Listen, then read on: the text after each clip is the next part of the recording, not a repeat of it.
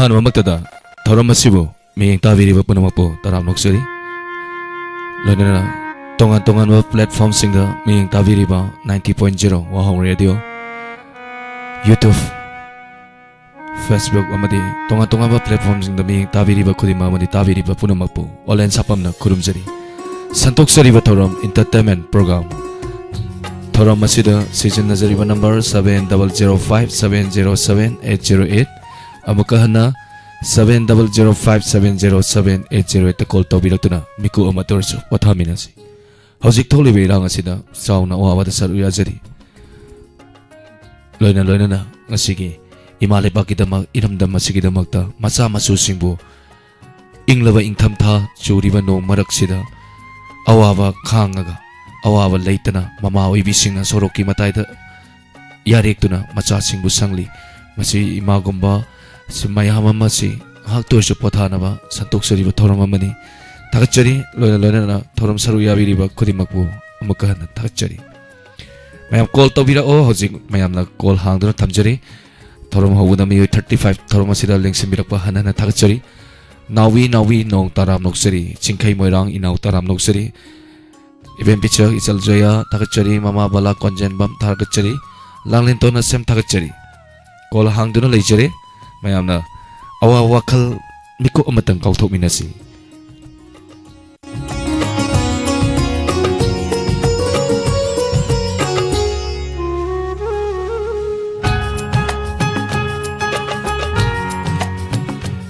ngasigi entertainment program asida mayamna isai sapirasu mayamna ngahakhtang nokpa yaba wari libadamak oirasu sairengdamak oirasu ngahakhtang pothaba yaba mongda mayam punna honaminasi takachari ngasigi first caller kanano yaminasi. Hello hello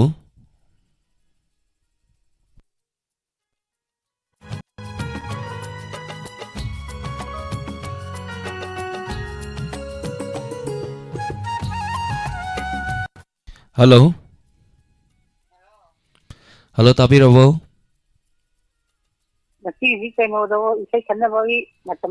ngasi se ahoy ay ima isai sapira su ko entertainment program ni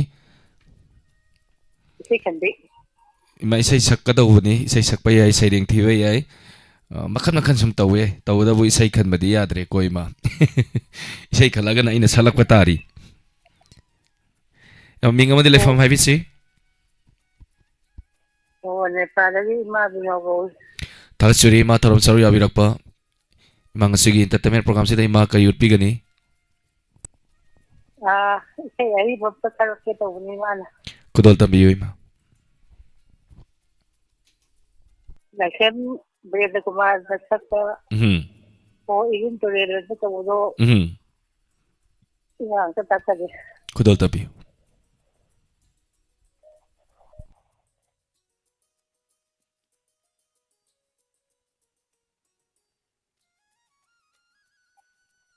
hello इमाजी सही खंजले मथंगी collar the कुदोंग चा पिजगे Fizaan Deepi KS मजाहर तगचरी लांगतो नसेम बला कोंजेम्बा मिमा तगचरी कार्फिया इनावी देवी तगचरी मैं हमने call तो video पुदा live following programme अमदे chat song दोइना इसे खनबिसे सिना एंटरटेनमेंट प्रोग्राम इसे सपिरा सुयारे साइरेंग थिरा सुयारे isai da makhan biraktra loire ko dong tongning do utpirak pa yai mayam na haiba haitare matangi caller kanano yaminase. Hello minga madi lefam habi you leirong ten epuk leirong ten ten dili thachari toram sari abirakpa ka ngasigi entertainment program asita kari utpi gani kudol tambiyu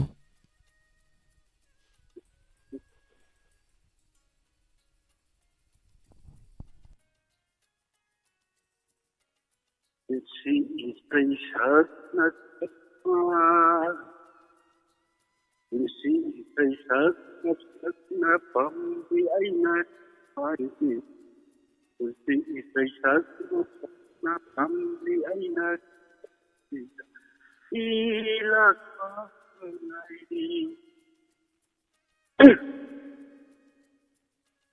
ngày hát âm quốc tế, ngày hát âm, ngày hát âm quốc tế, ngày hát âm quốc tế,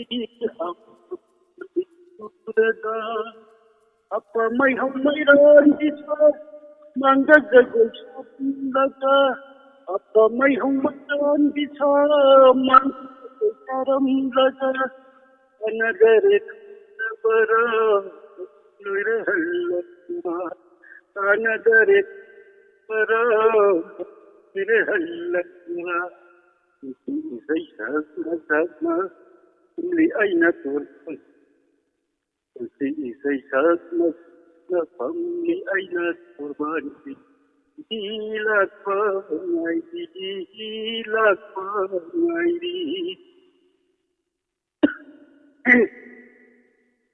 आप लबती मतम वीर बगिता आप लबती मतम वीर बगिता माइती रब्बानी उन्ना अंगदौरी आप लबती मतम वीर बगिता माइती रब्बानी उन्ना अंगदौरी apa mai hong mai ran kita anda jagoi khapam saja mai hong mai ran kita mangga jagoi khapam saja kana dari para mere halla kuha kana dari para mere halla kuha sai sak le amli aina tur sai sak le li aina anti ilak pengai आप लब्बई इंदमतन आप लब्बई इंदमतन हीर बदी इंदा mai tira pelani uimu anggadau atma pajir tiran pai paket ki umangalam de Pajentiran paige pakke tuki mangalamu de apa mai hong mai ran kita mangga jagoi saram laga apa mai hong mai ran kita mangga jagoi saram laga nadare khai param mere hallagiwa nadare khatta mere hallagiwa Isai saat na pamli ay na pakansi ilak pa ngay question dire sa Thakachari isai yam fazaba isai ma kulo tambirakre Thakachari thank you aduga left chat le video ma yam padamak na chu thagatpirai thank you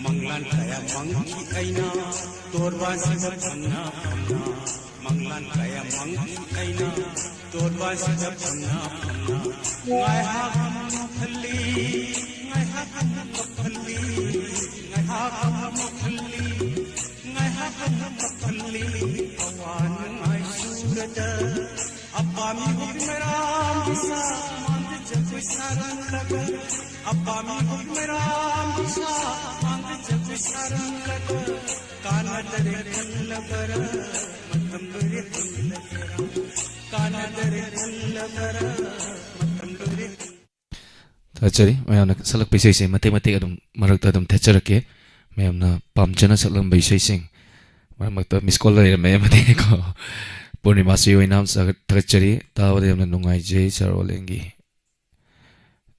thank you toram saroya birakpa Nandalan Maitai Thakachari Langle Tonasem Thakachari Elangwam Ravita Thakachari Ningthozam Damen Hai Taram Saro Yabirak Thakachari Naubi Nong Thakachari Taram Saro Yabirak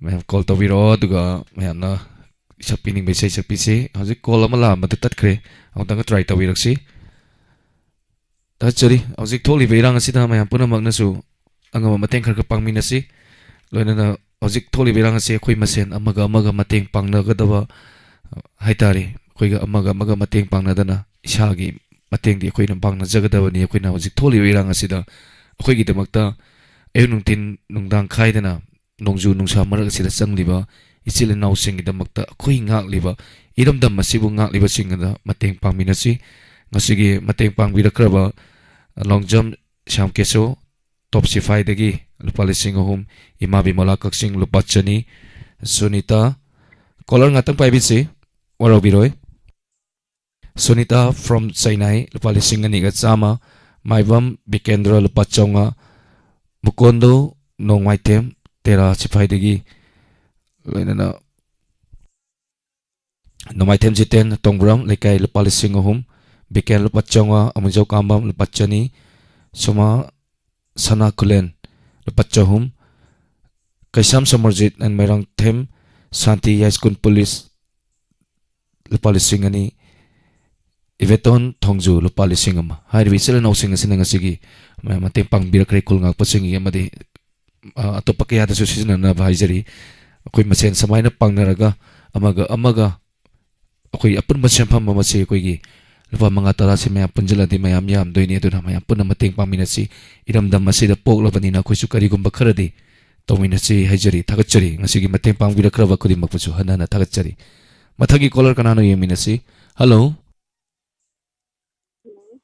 hello hello tabi bro hello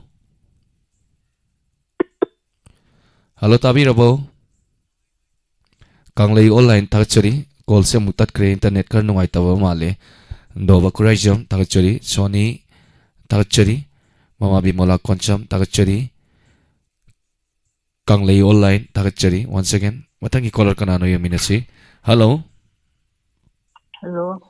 Taram nokchari menga madilai famai bisi Hello sir, ay kasing inam jati nita. tagachari dam cha taron sar yabirakpa pungse khatang ningal li kaino ta kari mathir chabi rage Ako yung sa iba. yung sa irom bako dam cha ngasigi entertainment program asida idam sa kari utpi gani Jadi kaya ito sabi ka. Piti nam. kudol tambisi Sir kaya nga siya. Liglay bahulay ning thâu Pari tanggan hakiyo Hai kain dari sagi Nang na thonga pigiyo Thonga len di tingo At si tongbu timbiyo Thawai mga isagi Ita si de sinabiyo Tamoy kandi hongadi mama di punsigi lay marendi sidagi nang nalambi taki lilay doholay nito pari pangan hatiyo hai gayinday tagi nang natama pigiyo saki lampi tondo to no nangi sabana pachay kani imana ingati e amjade nabuto gi thangendo nang nalai pakkalaga wang hai na humbato imaying bangamde ilay bahola yito pai pangan happy Hai kainday sagi nang natuna pihiyo Tukang tumugtinani lamgi sa tutulakan Layram tilam lalumi imalay kanan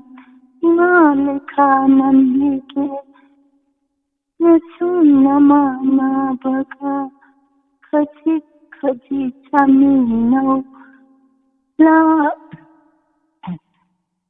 nasung nama na baga खजिक खजिक चामिनौ लाज चायोमिंदिके खुदना इंद्रनी खल खलहोगे वा वा चलो जिंदगी Thachari सबको Yamsa yam खोल fazana लेके वहाँ इधर yam fazana kudal tambirakre ngasigi tabiribasing amadi miyeng tabiribasingna inomsabu yam thagatpire inomsa ise yam fazana sakpire thagatchari tharam saru yabirakba.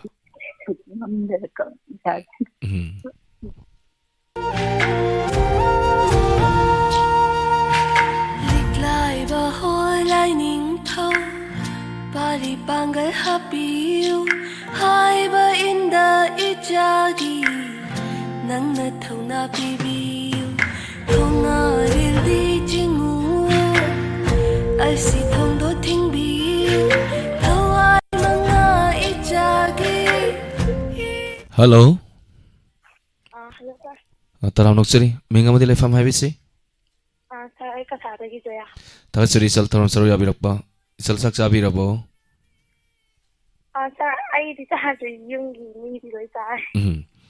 Sal ngasigi entertainment program sida sal kari utpigani Sir, ay pasar niya sa ko ito yung mga sagot ke. kudol tambiyo.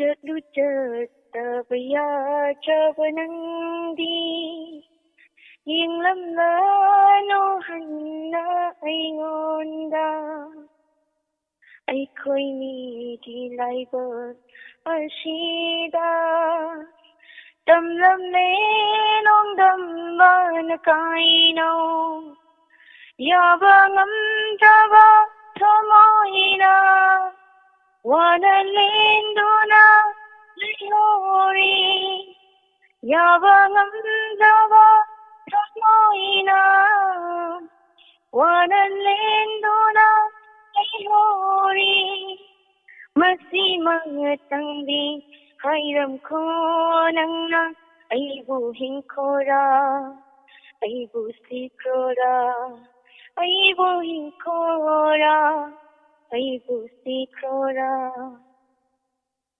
Kaina may takiba na Kaina babukiri ba tamoy ni Kangawda na tatkari marise Tamjin na baya java monga Kaina may takiba na Kaina babukiri ba tamoy ni Kangawda na tatkari marise Tamjin na baya java monga Nunggating na jingay mamang Unsiya daw pamlagle nung shiba masak kang lamdaba Wajarap loy ay so masidi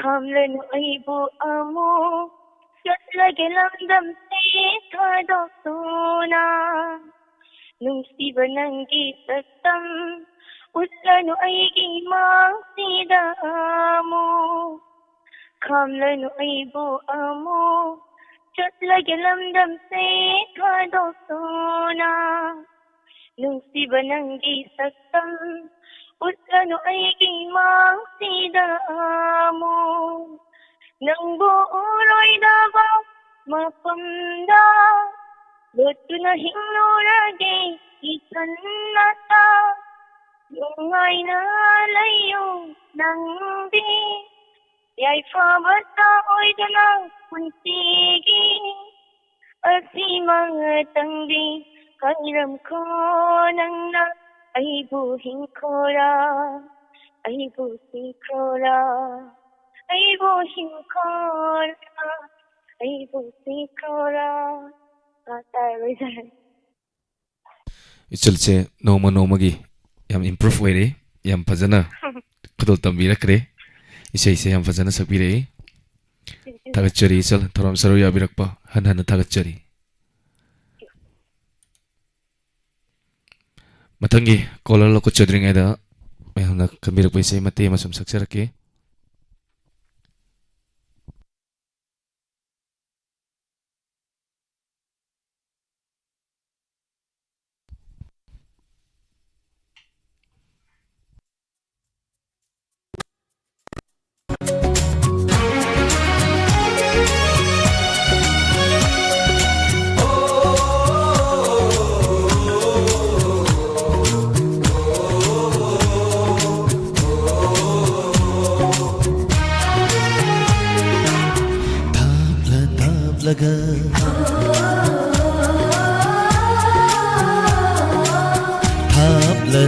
ꯊꯥꯞꯂꯒ ꯅꯨꯡꯁꯤꯕ ꯍꯦꯜꯂꯤ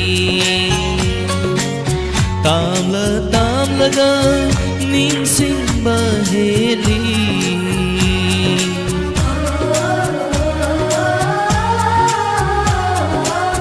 ꯊꯥꯞꯂ ꯊꯥꯞꯂꯒ ꯅꯨꯡꯁꯤꯕ ꯍꯦꯜꯂꯤ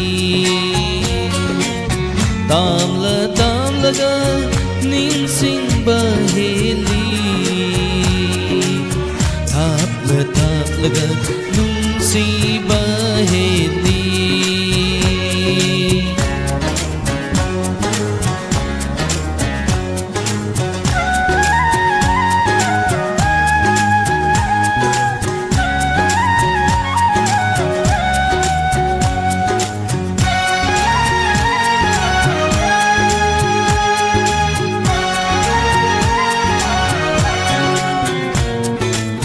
ꯅꯨꯡꯁꯤꯕꯤ ꯅꯪꯒꯤ ꯅꯨꯡꯁꯤꯒꯤ ꯂꯛꯂꯥꯅ ꯄꯨꯟꯁꯤꯟꯕꯤꯔꯦ ꯑꯩꯕꯨ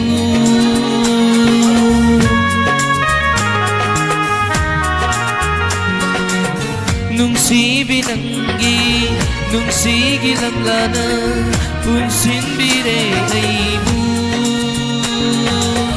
ꯅꯤꯡꯁꯤꯡꯂꯛꯄꯗ ꯑꯩꯈꯣꯏꯅꯤꯒꯤ ꯋꯥꯔꯤ ꯑꯩꯈꯣꯏꯅꯤꯒꯤ ꯋꯥꯔꯤ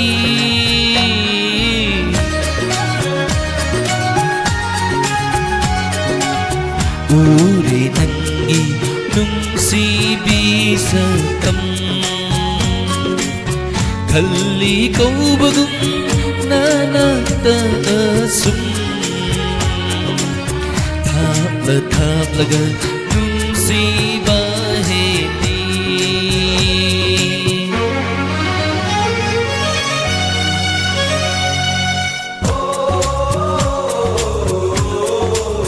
Thank you, Lupina Pamidawa, Thalatsari, Tarusarya Vinakwa, Yukaibam Helen, Lalneto Nasem, Thalatsari.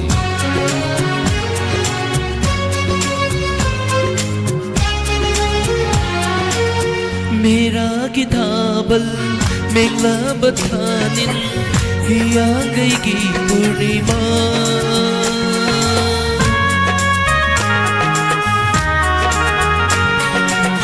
Mera kitabal, Tegla Bathanin Hiyangai gi Purnima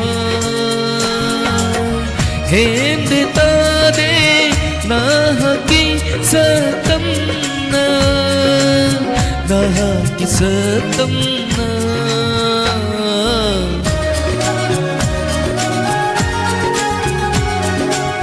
Hindi nantana Vajama Pumba Tajay thawai na nahaki huding. Thank you. Tajay, apa nama tagap pirapa? Matanggi. Kalau ada makudong sabi jara ke tagap pirapa mayang miyong ngay na patok sa rege punam mapu walen sapam na makan kurun jari. Matanggi. Caller kanano yung minasi? Hello. Hello. Taram noksari minga madilay famay Sir, Kaksingi, Sanatomin, Noram, Mamani. Tajay, ima taram saraya virapa. Kari matal sabi rage. Asiri, yung Saka, why? Ibang sige entertainment program masih kari utpi gani. Mamari, Tilen Hajati, say, Masaka. Ibang isay itu talent singin. Ya isay sakpa guys hekta mayamang di isay sakpa hekta lugar zani ko imana sakpirak tu isay. Ima hawira sa ima. Oo.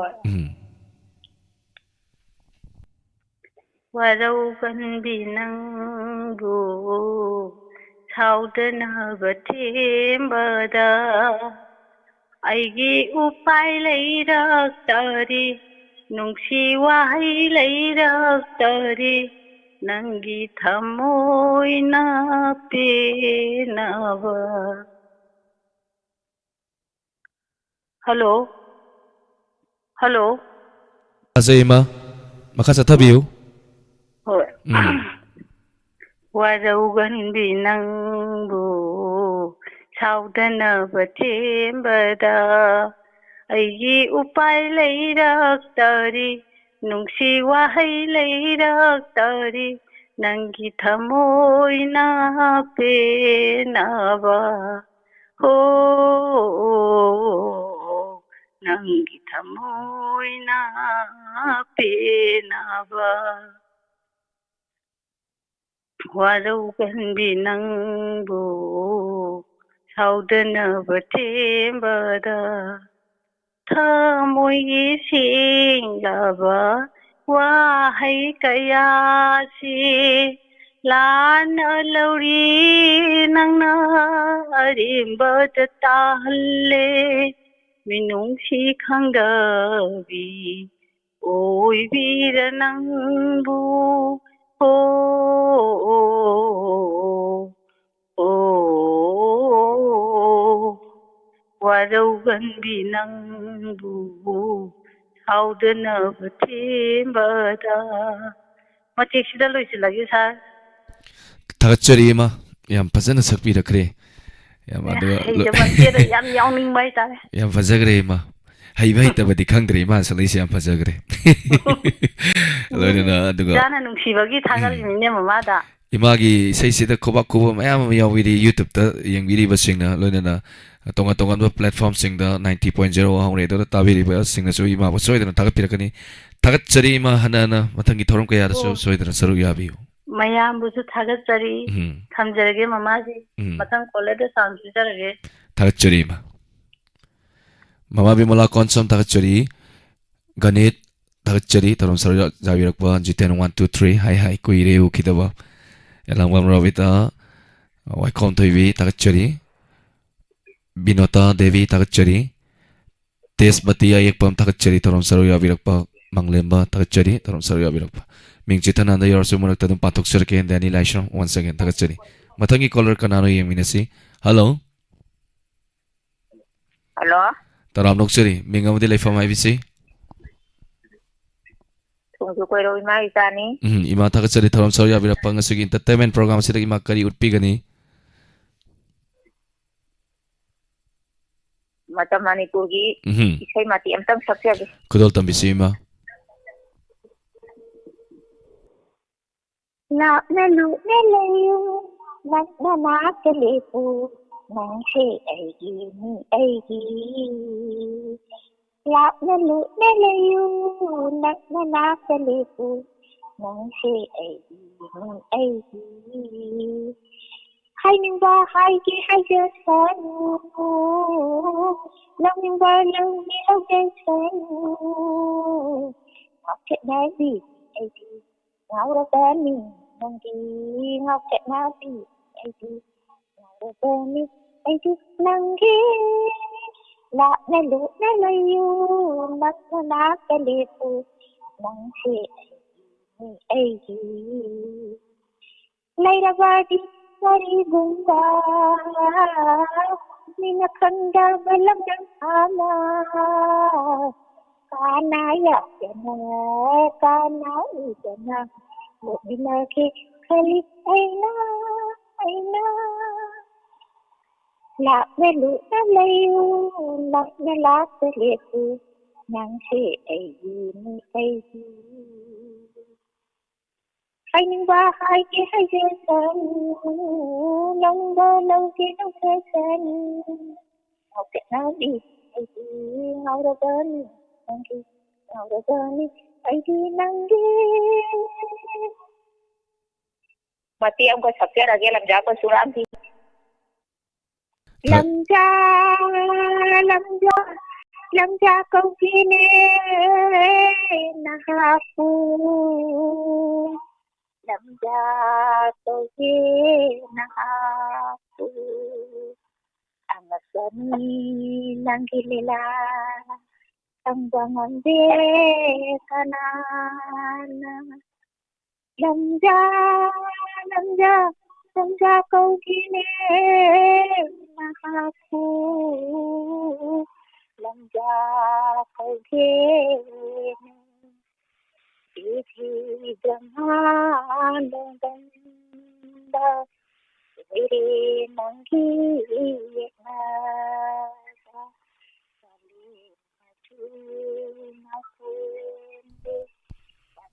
ꯃꯍꯥꯛꯁꯨ ꯅꯥꯂꯣꯛꯀꯦ ꯑꯗꯨꯅꯁꯨ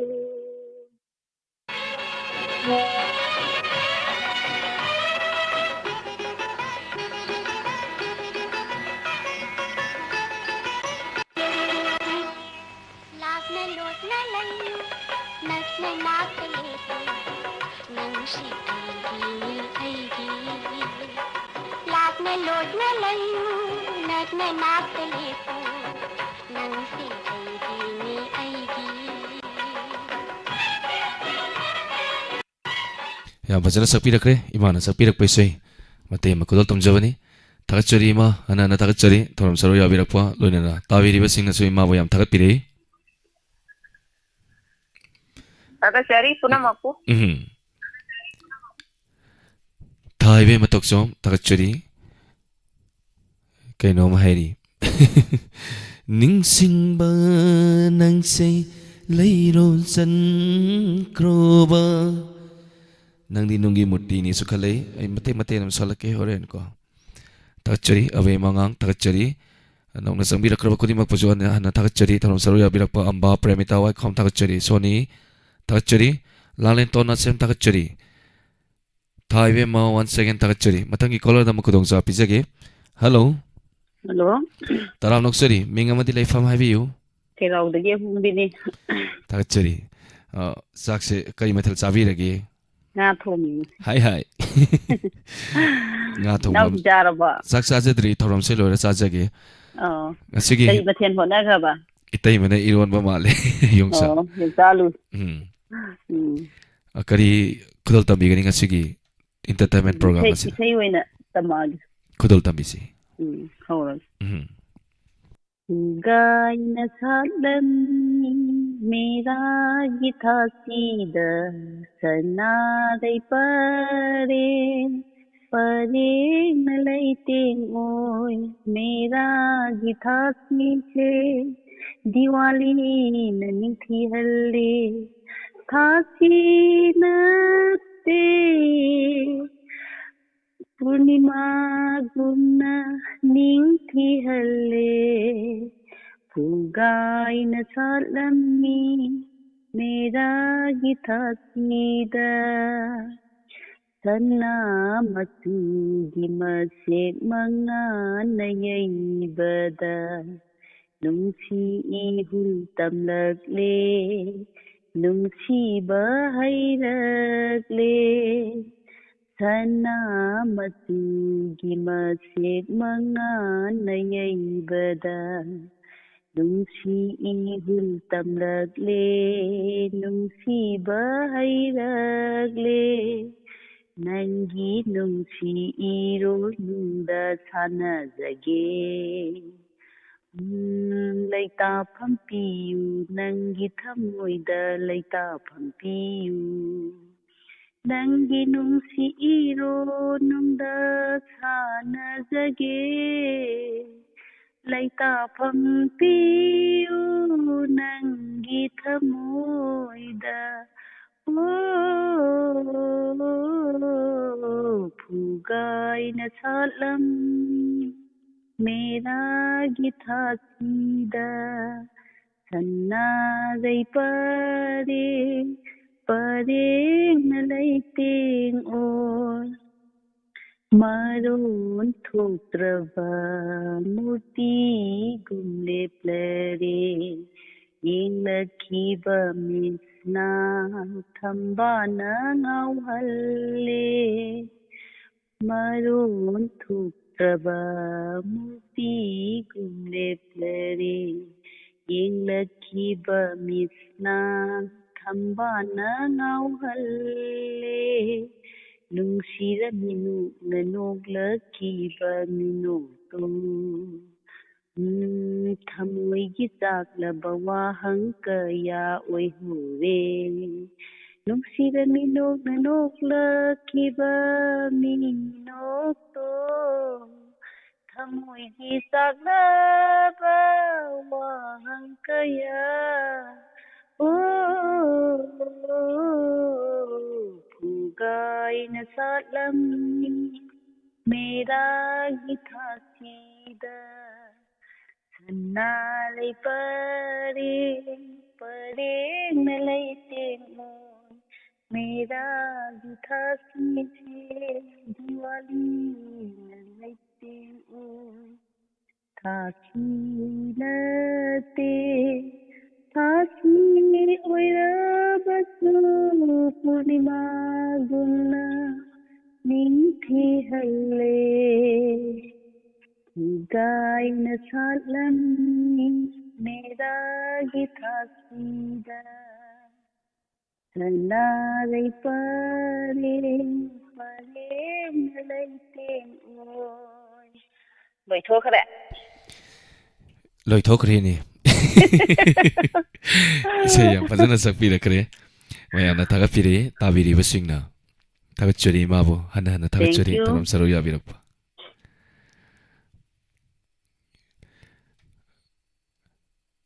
Wahengbam Hema Chandra tagachuri Mahambala Konjamam Anandi Okram tagachuri Ganit Hello. tagachuri. Hello. Taram noksari ming amadi laifam haibisi. Ano po ka kung hindi masabi ni. Ima kari matal sabi lagi. Kasi de yung tiyaka, ano alu mo, hawandi mo, inuli. Yam hawa matel ni ima matam sige ko.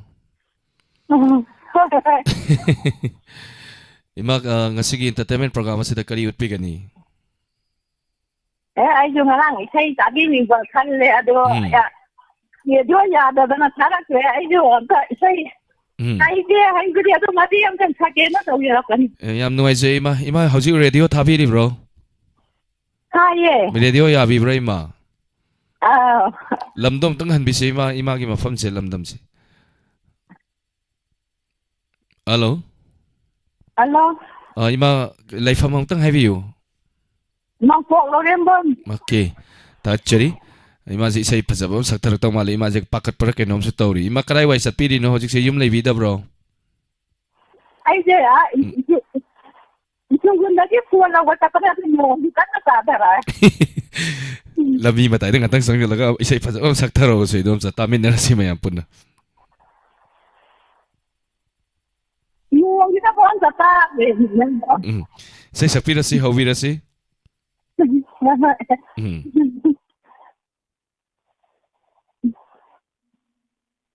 Kanogi, bonina sa kodo. Oh. Ado ay salaga. Bonigi sai si sapsado ni nung marak to dako ima. Or si.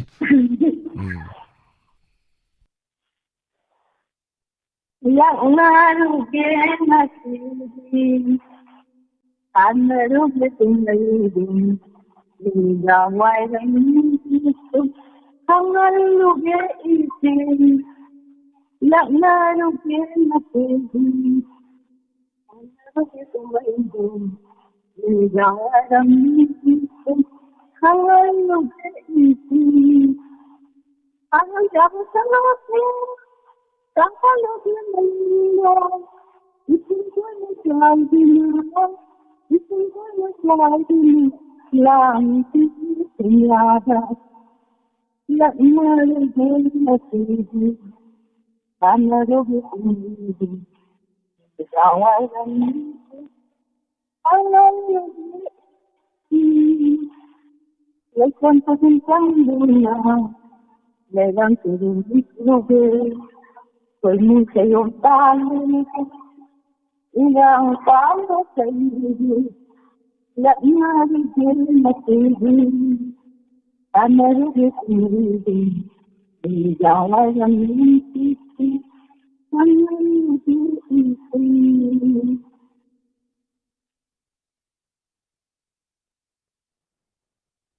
Ia hanya lagi Masih lerang ini Ia hanya lagi Masih lerang ini Oleh pada sendiri Oleh pada sendiri Ia jadi sendiri Ia lebih sendiri Amal di sendiri Di jalan ini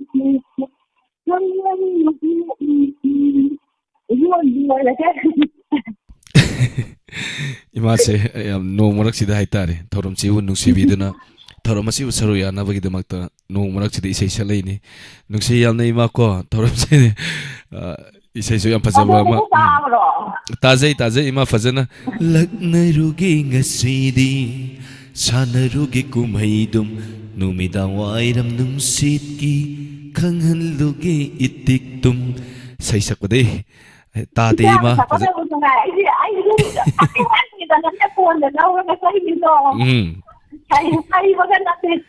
ꯌꯥꯝ ꯅꯨꯡꯉꯥꯏꯖꯩ ꯏꯃꯥ. ꯃꯊꯪ ꯇꯥꯔꯛꯄ ꯊꯧꯔꯝ ꯀꯌꯥꯗꯁꯨ ꯁꯣꯏꯗꯅ ꯁꯔꯨꯛ ꯌꯥꯕꯤꯌꯨ. ꯊꯥꯒꯠꯆꯔꯤ ꯏꯃꯥ ꯍꯟꯅ ꯏꯃꯥ ꯅꯥꯅꯤꯀꯣ ꯅꯣꯡ. ꯍꯣꯏ ꯏꯃꯥ ꯅꯣꯡ ꯆꯣꯠꯂꯝꯒꯅꯣ ꯅꯥꯅꯤ ꯑꯃꯨꯛꯀꯣ. ꯊꯥꯒꯠꯆꯔꯤ.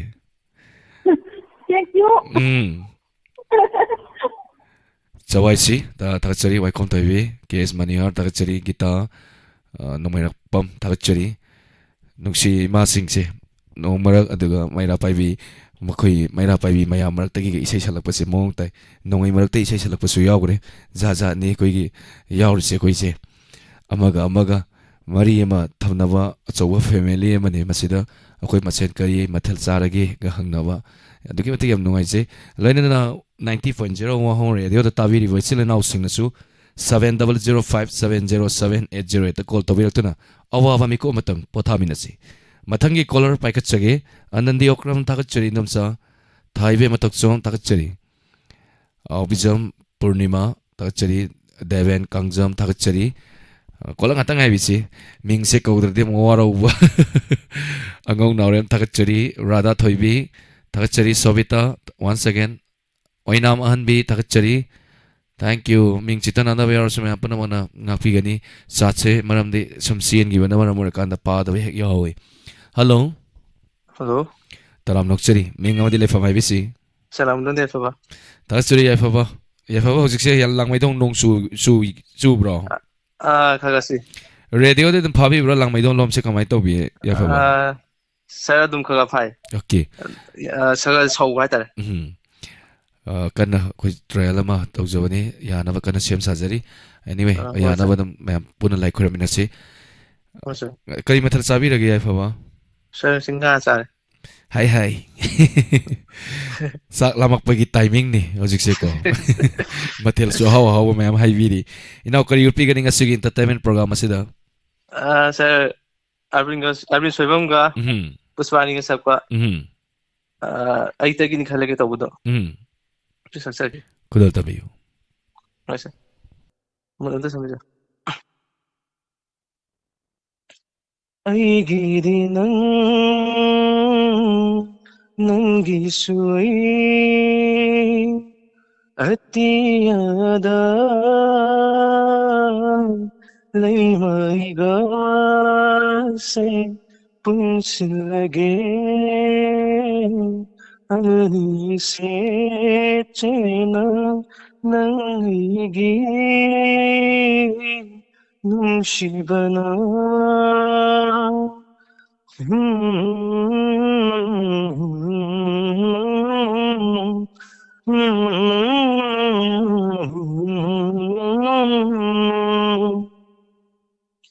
ꯑꯩꯇꯒꯤꯅꯤ ꯈꯜꯂꯒꯦ ꯅꯨꯡꯁꯤꯕꯤ ꯅꯪꯁꯦ ꯂꯦꯞꯂꯕꯅꯤ ꯑꯩꯗꯤ ꯈꯣꯡꯐꯝ ꯆꯦꯛꯅ ꯂꯦꯡꯂꯔꯣꯏꯗ ꯐꯤꯔꯦꯞꯅꯤ ꯅꯨꯡꯁꯤꯕꯤ ꯅꯪꯒꯤ ꯆꯤꯡꯅꯗ ꯂꯧꯁꯤꯜꯂꯣ ꯑꯩꯒꯤ ꯅꯨꯡꯁꯤꯕꯁꯦ ꯅꯨꯡꯁꯤꯕꯗꯨꯁꯨ ꯑꯩꯇꯒꯤꯅꯤ ꯊꯃꯣꯏꯗꯨꯁꯨ ꯑꯩꯇꯒꯤꯅꯤ ꯆꯤꯡꯅꯕꯁꯨ ꯀꯣꯛꯆꯔꯦ ꯌꯥꯖꯔꯦ ꯏꯁꯥꯅ ꯅꯨꯡꯁꯤꯕꯗꯣ ꯀꯤꯅꯕ ꯀꯣꯠꯅꯕ ꯅꯨꯡꯁꯤꯁꯦ ꯄꯟꯊꯨꯡ ꯌꯧꯅ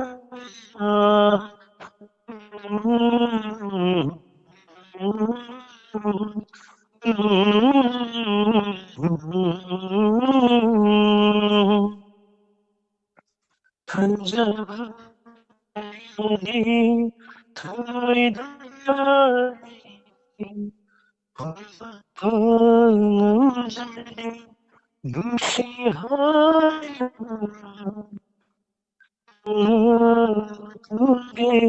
Nushina fanga Shinglava thamoigi Nushiyekse Mumuta nukchare Madhutani thamse Nushirinangi Nushivaraga Nusiruba ng butay sila Ilanyo'y hanu Kaway hatsangan Insimbalay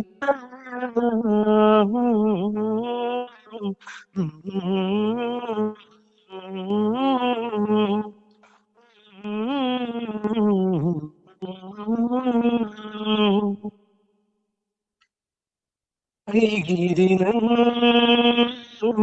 nagisway at iyanda naiwagasi sa zindagi ay isipin ng higit siya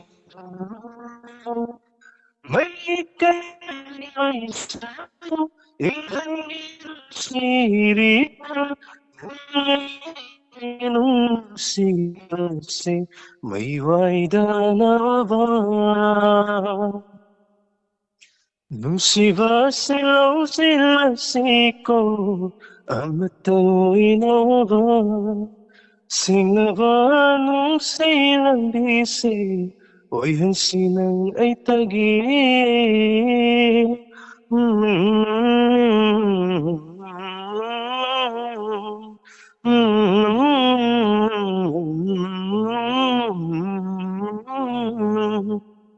잘하셨습니다 여기 다짜리 야바바 얌 파전 콜라 담비라 그래 랩자 때라 비디 매암나 소이 나오기 세세 매암나 코바 하우나 코우드나 매암나 타가피레 다짜리 야바바 더럼 서로 야비락바 가게에서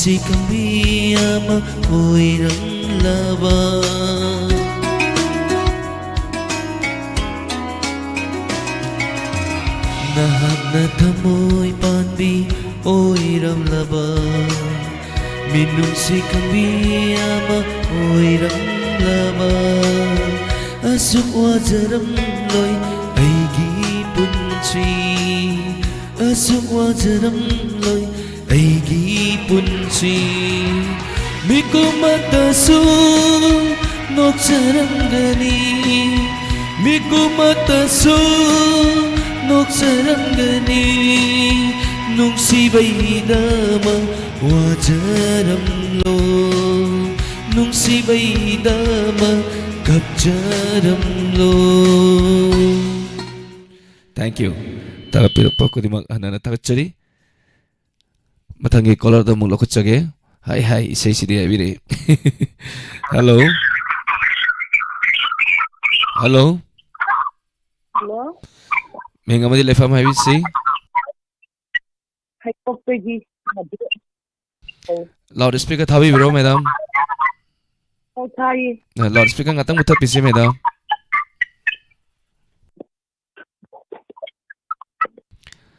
Mutat pire ko madam. Hello. Oh, May nga madilay fam ang tanggahan bisi. isa yung disaksurat ke. May nga fam nga daw tang highway wahana.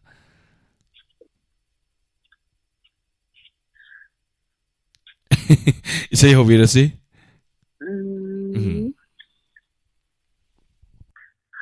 Hayrok tagi.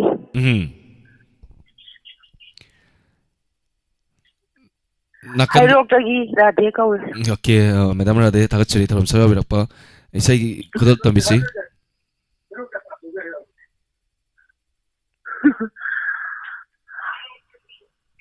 Hobi na si? Isay nakan gi Radhe. Hobi na si isay hobi na si. Radio dong atang laita bira di fa daw ni.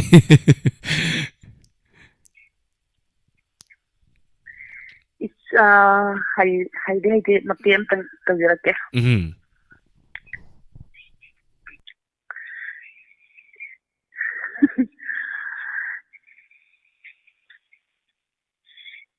Hoi. Nungsiraba aigi thawai manga kaidongai kainani nanga ware wame kai nungaire nungai ne atsukuiba tinara Ichay ngasi na ahanmo ne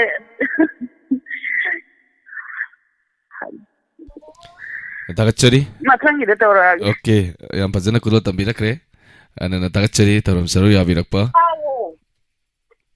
Radio taraga radio de mungatang mungai ba bokel siko. Langlen tagachari ay kurjam sana tombi angau naurem tagachari. Anandi okram tagachari chawaisi gaitri herom tagachari. Matangi caller muloko chage. Hello. Hello sir. Taraw noksari mingamadi lefa mai bisi. Kasing lagi naubi. Kari matal sabi lagi. Yen thong butai. Matal so hawam sabi lagi. Sige entertainment program sa kari utpi gani. Sayon utarage. Kudal tambisi. Aina shirada aimang phamda lau kunang amok tangdi maduna inghansi thawai aigi aina shiraga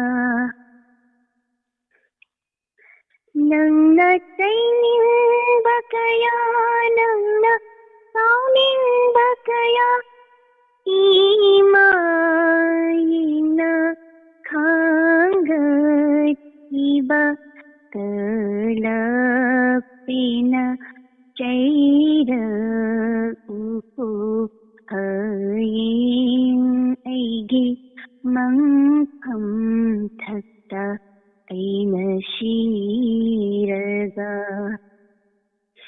haining ba